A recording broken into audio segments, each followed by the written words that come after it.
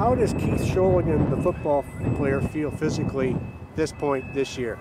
You know what, pretty good. Actually very good. I don't really have, I got little bumps and bruises, but my body feels pretty healthy. Last year my knee hurt and I had some injuries, but this year I feel great and have done a lot of work in the gym and running and stuff like that to stay healthy. How much longer is Keith Shologan going to play football for a living? Or have you even thought about that? You don't think of it too much, you know, you'd like to play for another 4 or so, play to 33, that's kind of 33, 34, that's kind of the goal and the dream for I think everybody, but again, that's for GMs and agents to figure out.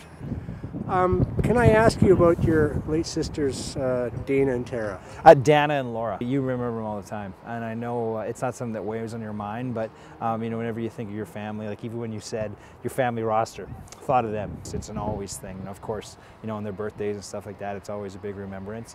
Is it different because they were 9 and 7 when they died, and that's 14 years ago? Yeah, it is. It's and since then you've gone through university. Yeah. You've become a husband and a father yourself. Is it different now than it used to be for you? Yeah, in a way. But also, you know, I look back, and of course, the things that my parents had to go through, like the tragedy that they had to endure was different than what I had to go through because I had to live away for football, and I had just moved out, and I was home on the weekends every weekend.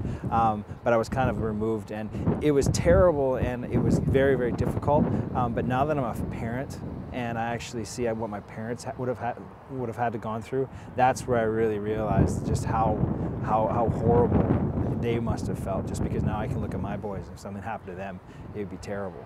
But it was the worst experience I've ever been involved in, and it's definitely something that, you know, cried myself to sleep plenty of nights, and something that's affected me and my family in positive and negative ways, and in bringing us closer together in positives. But again, you never want something like that to happen.